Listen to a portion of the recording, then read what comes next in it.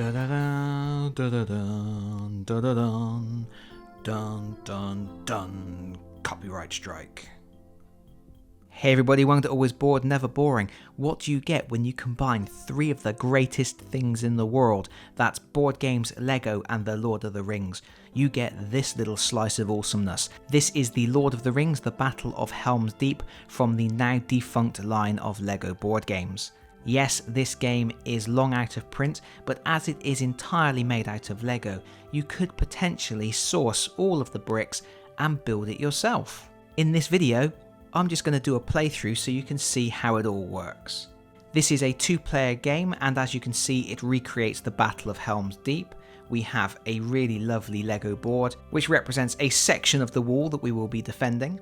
Arrayed before the wall, we have the fighting Uruk-hai, largely comprising regular swordsmen, these dark grey ones here, although we do have some red berserkers. There is also one silver archer who can shoot, and then we have this leader here in the black who can call in reinforcements. Defending Helm's Deep, we have of course our brave Rohirrim soldiers, that's these chaps here.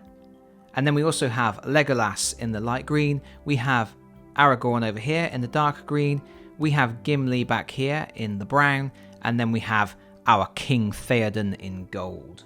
And as you might expect from a Lego game, the gameplay is incredibly simple. At the beginning of your turn, you roll the movement dice. You will either score 2 or 3 pips, or you will roll the special ring, which allows you to move 4 spaces or use a special ability. You then select one of your minifigs, and then you move them.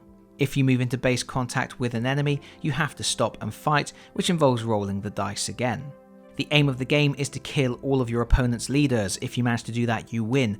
Also, the Uruk-hai can win if they get at least one of their pieces up here on the light blue space in front of the door. That means we have managed to get inside Helm's Deep. You will notice there is also a rather splendid gate here. If we can get 3 Uruk-hai lined up in front of that gate, we can break the lock off and open the gate, making it easier for us to spill into Helm's Deep. Otherwise, we have to rely on these siege ladders at the edges of the board.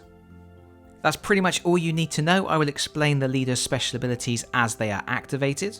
For now, let's get started. Uruk-hais begin. Here is our special dice. As with other Lego games, you build it yourself and it has little rubber edges. We're going to roll this, see what we get. That's a 3, so we can pick one of our miniatures to advance 3 spaces. It's worth noting when you move a piece, if you finish your move on top of one of your own pieces, then you bounce onto the next available space. So the Uruk-hai player does have the opportunity to create a little game of leapfrog to help advance as quickly as possible. Let's roll for the Rohirrim. That's the ring symbol, which means I can pick one of my leaders to make a special action. My choices are Aragorn and Gimli have the charger ability, which lets them move up to 2 spaces, and then I can pick one enemy they land adjacent to, and that enemy takes 2 damage. I could activate King Theoden, who will restore 2 health points to one of my injured leaders, or I can activate Legolas, who is an archer and can shoot his bow. At the moment, none of those options are particularly helpful to me, so what I'm going to do is I'm going to move one of my regular Rohirrim swordsmen just to get him into a better position. This one's standing next to Legolas, I think. He moved 4 spaces, and because he ended on top of one of the other Rohirrim soldiers, he got to immediately bounce on an extra 5th space for free. That's a ring, which means I can use a special ability. My choices are I could use my silver archer to take a ranged attack. I don't want to do that at the moment. The only character who is in range at the start of the game is Legolas, and I don't think it's worth trying to ping him. Alternatively, I could use my black leader character to revive a fallen soldier. I don't have any fallen soldiers yet either, so instead I'm going to use that ring as 4 points of movement. So I'm going to continue my assault on the gate by moving one of the soldiers at the very back, and he is going to leapfrog over the soldier in front of him. Legolas is going to move to cover the gate with his bow. That's 3 points of movement. I can use that to leapfrog my Uruk-hai leader right up to the gate. Let's send Aragorn to do some business. He's going down the siege ladder. The Uruk-hai have rolled a ring. I'm going to use that as 4 points of movement to get my archer into a better position. The heroes have now rolled a ring, and I have two choices here. I can either activate Legolas to take a shot at one of those soldiers advancing on the gate, or I can use Aragorn's special ability to charge into the fray, which would allow me to instantly kill one of the Uruk-hai.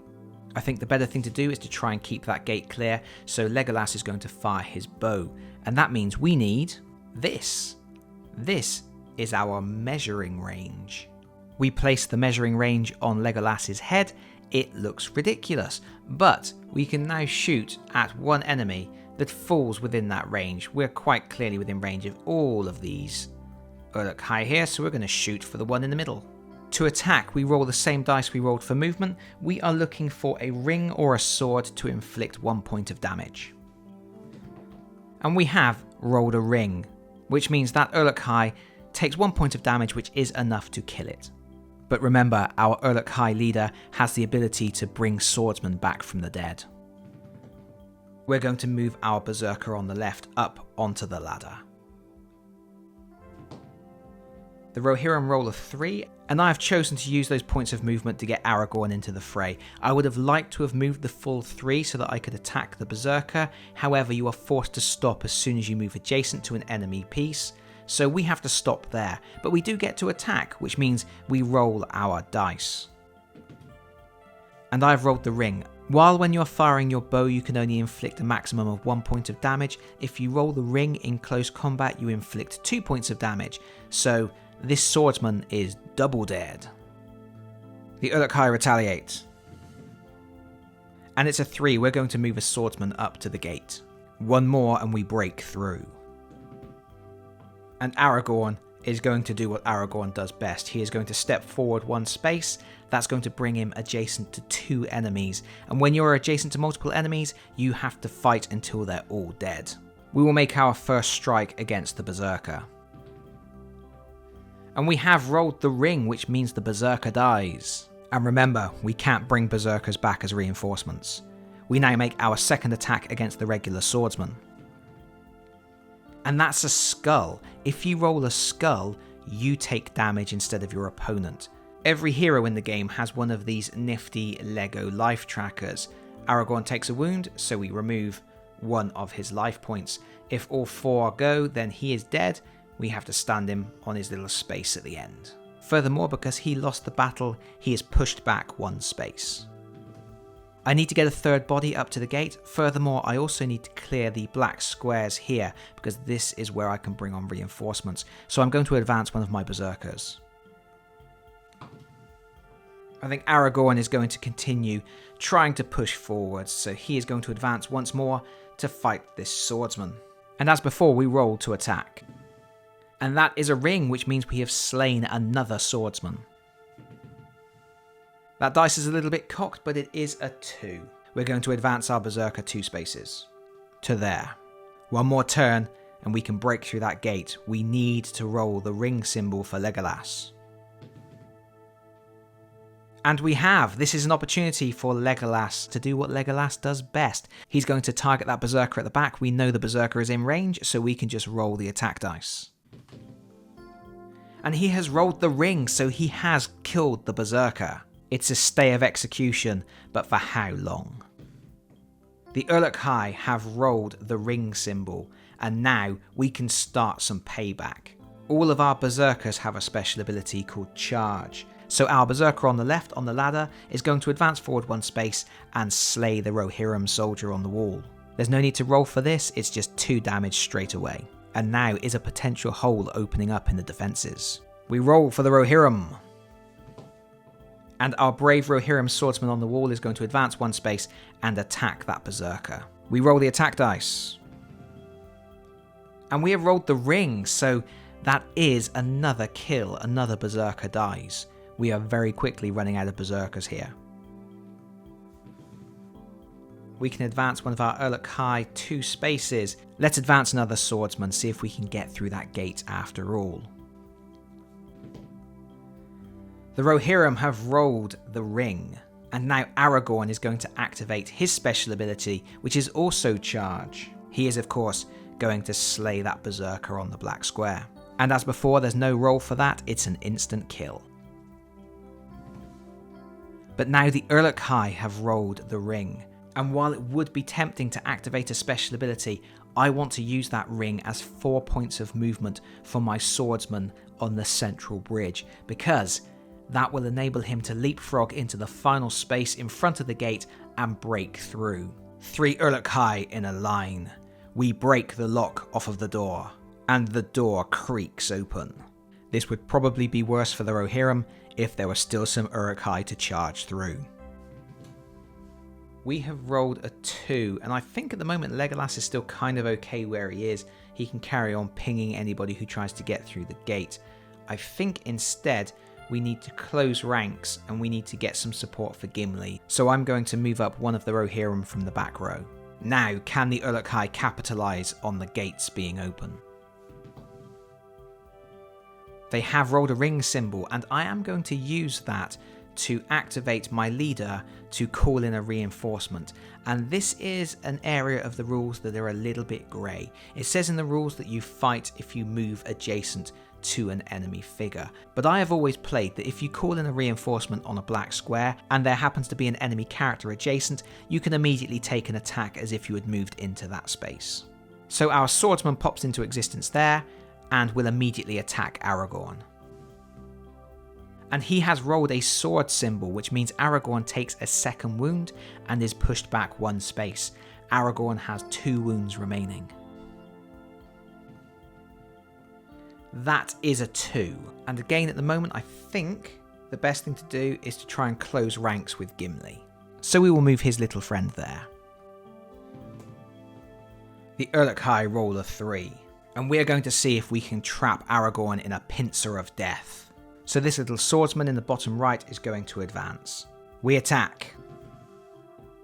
And we have rolled the sword, which means we have inflicted a wound. Aragorn is down to 1 wound. Furthermore, he has to retreat. He has to retreat away from the person that attacked him, which brings him into base contact with the other Uruk-hai. And this is another area where the rules are a little bit grey.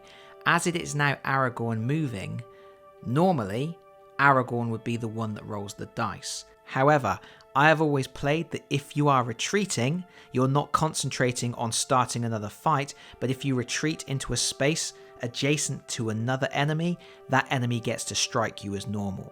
So Aragorn is bumped to there, and now the other Uruk-hai gets to attack him.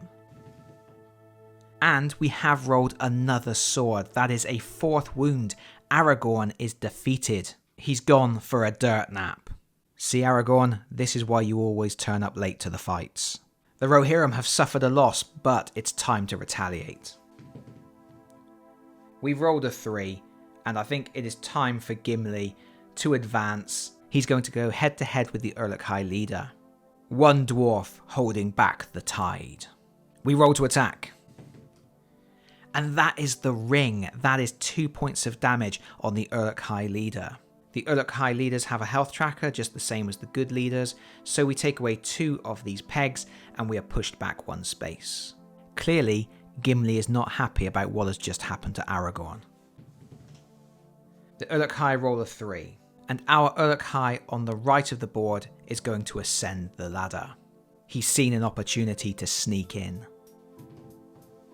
The heroes roll a 3, and Gimli is going to go full Gimli. He is going to advance straight into the fray.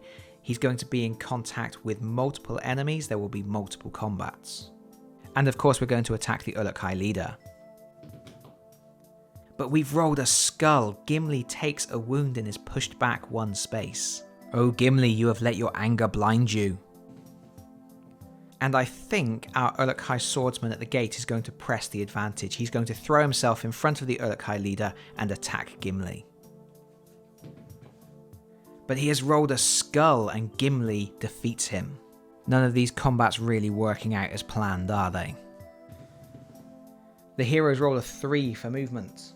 And again, Gimli is going to advance. We roll to attack. And that is a ring. That's another 2 points of damage, and that does kill the Uruk-hai leader. Things are now looking bad for the forces of evil. There will be no more reinforcements. Perhaps we should have backed off and got out of the way while we could. Never mind, we still have an archer. And of course, Gimli is still adjacent to another foe, so we attack them too. And that's another ring. Gimli is not messing about anymore. That's another kill.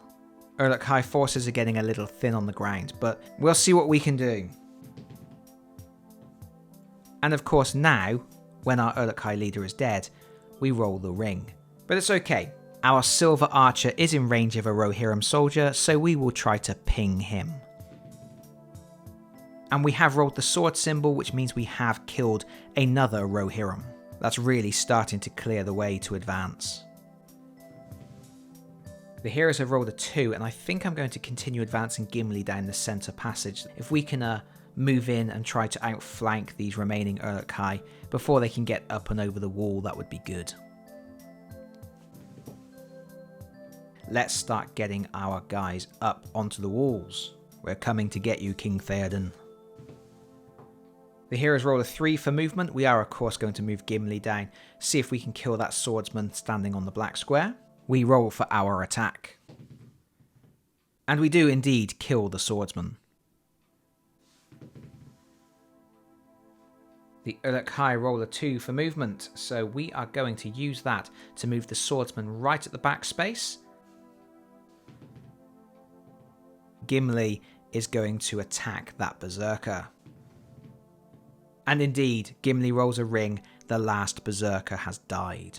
They really were not very effective at all. I do wonder if perhaps I concentrated too much on breaking through the gates.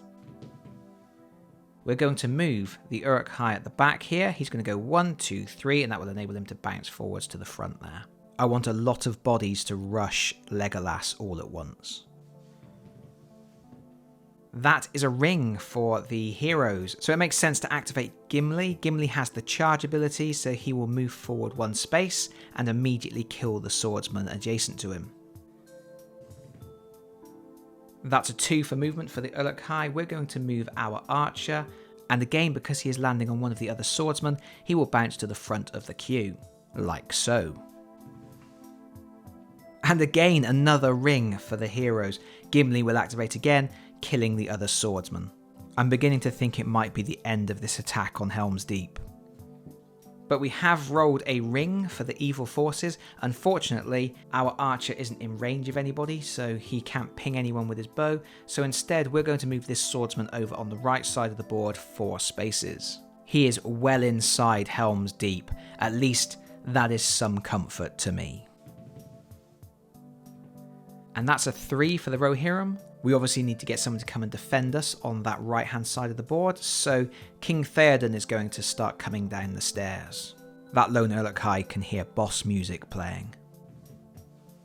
That's a ring again for the Uruk-hai forces. It would be tempting to go and charge forwards and attack King Theoden, but let's see if we can get some more Uruk-hai onto the walls. That swordsman is well in range of Legolas. Let's hope we don't roll any more rings for the heroes.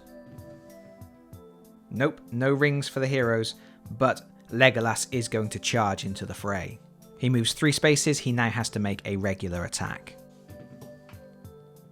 And he has rolled the skull, which means he loses the combat, he takes 1 damage and is pushed back 1 space. Come on Legolas, Gimli is showing you up. That's a 3, and we can use that to bounce our silver archer into combat with Legolas. We roll to attack.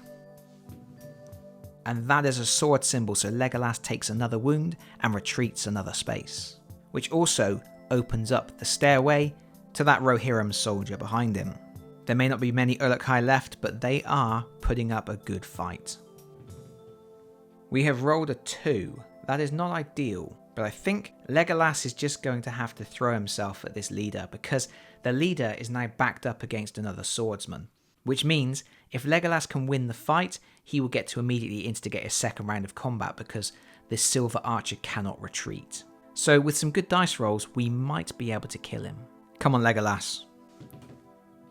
That's a sword, that's 1 point of damage on the silver archer, and Legolas attacks again. And hits again, that's another wound on the silver archer. We go again. And that's a skull. This time the silver archer wins and Legolas has to retreat. Legolas has 1 wound remaining, the silver archer has 2. And that is a 2. And what we're going to do is we are going to use the swordsman that is behind the silver archer to rush forwards and try to get that last wound off of Legolas. We roll to attack. And that is a sword, that is a hit. Legolas is down. It's up to Gimli and Theoden now. We rolled a 2 for movement for the Rohirrim, so this soldier that's down on the path is going to charge forwards and try and kill that swordsman. He may subsequently die at the hands of the silver archer, but there's not many Uruk-hai left now. Unfortunately, that bounced off the board and bounced out of shot, but if I slide it with my hand, that is a skull. So unfortunately, our brave Rohirrim doesn't save the day. There are now Uruk-hai advancing from 2 directions, and King Theoden is in trouble. So let's move our silver archer. It's a classic pincer attack. But it's a gold ring for the heroes, and this is an opportunity for Gimli to catch up. He's going to use the ring to move 4 spaces, and he's going to start clearing a path back up the ladder to join his friends. Let's just hope he doesn't roll any skulls. And he does. Things are really starting to go badly for the heroes. Gimli has 2 wounds left and he has to retreat a space. And the Uruk-hai have rolled a ring. I think the best way to try and win now would be to try and rush the door. So our silver archer is going to run 4 spaces. He's made it to the tower. King Theoden's going to have to return to the door. It's the only thing he can do.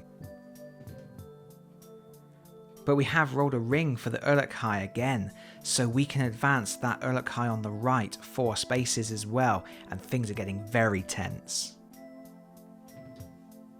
It's a ring for the heroes, and an opportunity for our last Rohirrim to show his quality. He can move 4 spaces, which will bring him into range of that sneaky little Uruk-hai on the right hand side of the board, so let's do that. Oh no! I miscounted. He's not in range of the Uruk-hai at all. He's still 1 space away, you absolute dummy. So the Uruk-hai on the right is going to move 3 spaces. Now things are getting tense. But it's a ring again for the heroic forces, so that sneaky little Rohirrim on the right hand side of the board can definitely now get into range of that Uruk-hai. We will get our chance to defeat him. No skulls, no skulls, no skulls. That's a ring! We have killed the Uruk-hai, a stay of execution for the heroic forces. But there are more Uruk-hai to come. He's going to advance to there. Okay, I think what we're going to do with the Rohirrim at the back is we're going to move him up to stand next to King Theoden, because then if the Silver Archer does come up and attack King Theoden will not be able to be pushed backwards off of the blue space. Remember, the Uruk-hai immediately win if they can stand on that pale blue space outside the door. That is a 3 for the Uruk-hai. We will just get another Uruk-hai up onto the wall. It's a ring. I think this is an opportunity for Gimli to try to get back into the fray. He is going to charge the Uruk-hai that is at the bottom of the ladder, killing him instantly. Just 2 Uruk-hai and the archer remain now. Let's move our Uruk-hai on the wall 3 spaces to get him away from Gimli. Gimli closes in. The Uruk-hai runs away. Gimli gives chase. The Uruk-hai keep running. Gimli catches up again and can make an attack on that Uruk-hai. He rolls to attack. And it's a hit and a kill. Another Uruk-hai goes down. I think the heroes are going to win the day. The Uruk-hai score 3 for movement. It's a slightly cocked die, but we'll go with it. Our silver archer is going to rush forwards and attack Gimli. See if we can do 2 points of damage and finish him off. Our archer is going the wrong way, but Gimli has become a nuisance. It's a sword, so it's 1 point of damage and Gimli has to retreat a space, but he is still in the fight. And now Gimli has rolled a ring, which means he gets to make his charge ability. He moves forwards and immediately inflicts 2 points of damage. That kills the silver archer, and as soon as one force has no leaders left, that's game over. Gimli advances. He goes full Gimli on the Uruk-hai archer. Our archer loses his last 2 hit points. A single, lone, slightly nervous Uruk-hai remains in Helm's Deep. King Theoden surveys the desolation, but off in the distance, Gandalf has just crested the ridge. Things are gonna be okay. And maybe Aragorn and Legolas just had flesh wounds. But that's it. A closely fought game, but a win for the heroes. I think mainly because the Uruk-hai did not take full advantage of their berserkers. But still, that was a bit of fun, hopefully. This was actually played on the most complicated board configuration. There are 2 other ways you can build the board, which allow for shorter games with less heroes. So if you've only got 5 or 10 minutes, you can build the really small board and just have a very quick game. But I think ultimately, you want to play over this largest configuration. And obviously, strategy is relatively light here. This is a children's game. It says ages 8+ on the box, but I played this with my daughter when she was much younger than that. And she still managed to beat me. But I guess that's it for this video. Thank you so much for watching. If you've enjoyed the video, please consider pressing the like button. If you really enjoyed the video, please consider subscribing if you don't already do so. And hopefully, I will see you all again very soon. Bye bye everyone. Bye bye.